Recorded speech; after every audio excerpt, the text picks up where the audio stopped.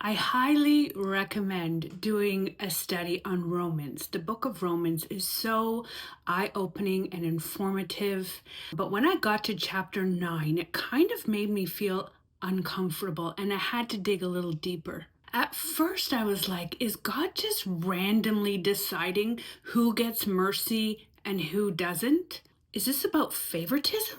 I didn't really understand. It almost makes God feel distant or unfair. But after I dug a little deeper, here's what I discovered. God's mercy isn't random at all. Romans 9 isn't about God playing a supernatural game of eeny, meeny, miny, mo. No, it's about his sovereignty and also his foreknowledge. God knows who will choose him and who will reject him.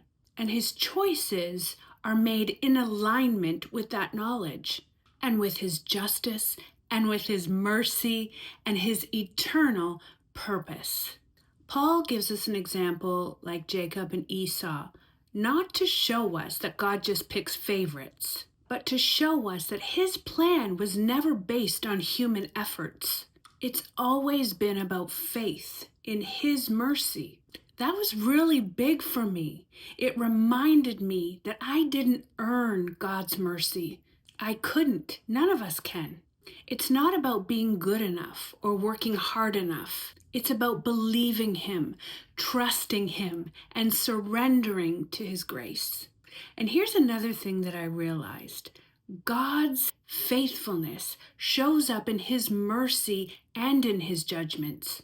That part used to make me so nervous, but now I see it differently. Even when God judges, he's being true to who he is. He's not out of control. He's not mean.